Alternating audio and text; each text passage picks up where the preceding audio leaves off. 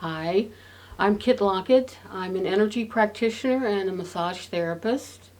I'm going to tell you a little bit about the energy modalities that we offer here at Serenity. First of all, I'm a Polarity practitioner, and that's the science of the energies of the body, the chakras, the currents. The chakras are the energy centers of the body, and each center has a emotional and mental quality to it. So the practitioner will ask questions, not too evasive, but just to get a general idea of your symptoms, and then regarding where they are, kind of tells us what might be going on emotionally and mentally. And that's to get the client to understand where the origination of possible symptoms and pain might be coming from and why.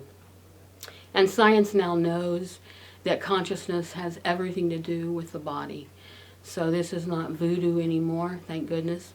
I've been doing this, studying it for 25 years, been practicing it about 17, and I combine that with massage. So another modality of energy that we do is Reiki, which is kind of the old school that first came on the scene from Ushi of Japan.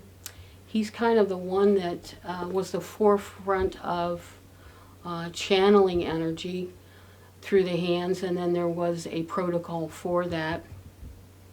There wasn't any emotional or mental things talked about, just the streaming and the channeling of energy, or what they called life force. The next modality would be craniosacral.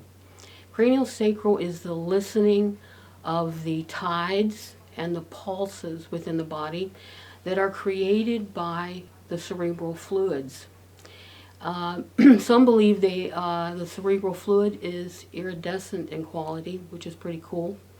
That it is light, we are light, and that this is streaming through the body like foramen of the cells. So these cells are being enhanced in what to do. They communicate. And this is with all energy modalities.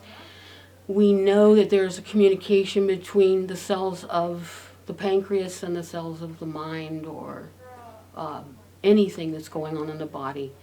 You know, when your toe is stubbed, every part of the body is aware of it.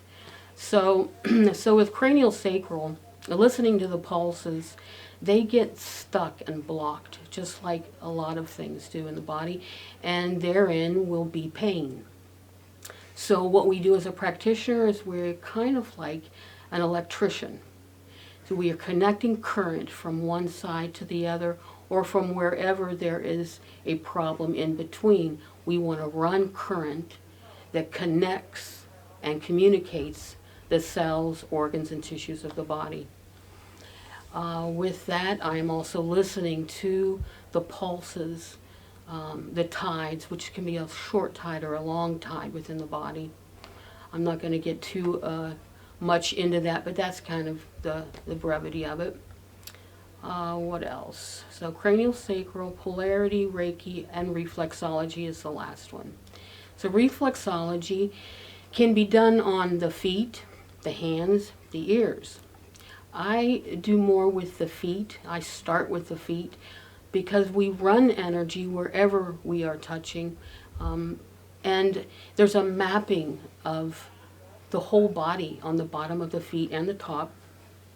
So when I do points on the feet, they are running up to that particular area of the body, which is nice to have energy working before I even get to the area. So you work smarter instead of harder. As a massage therapist, I feel that's what I do as a practitioner. It really helped me to using the breath, which I am a big one of harping about with my clients, is to, and I've coined the phrase riding the breath, like if you're on a bike, you don't just stop pedaling. And we tend to do that in our society when we're under a lot of pressure, emotionally, mentally. We hold the breath. And when you are breathing in a way that is most efficient for the body, you breathe from the diaphragm. And a lot of people don't even know they have a diaphragm. So it's what you would use if you were running or singing. The diaphragm is underneath the rib cage and runs from the front to the back. The lungs are the filter. They are not the main area of the body for breath. So the nose is for breathing and the mouth is for eating. So when you are a mouth breather, you're not giving the body what it needs to go up into the cranium and really to extend the body's abilities. It's like a billow down here. If you're breathing in a way that is most efficient, it will raise the lungs and it will go down all the way, so it's like a 4 or 5 count if you're really holding the breath as it should. And really it's not a holding, it's an expansion. So when we are under stress, we are in a contracted phase. When we're thinking in a way that is not expansive, we're in a contracted phase. So a polarity practitioner that has been groomed and guided in how to talk to the client, in asking when possible pain or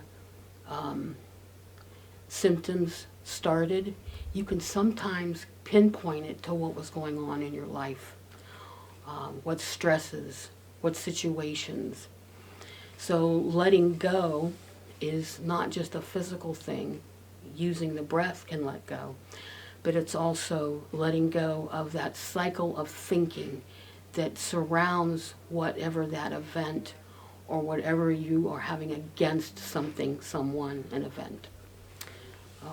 So I combine touch therapy with massage of different modalities there: myofascial release, trigger point, acupressure.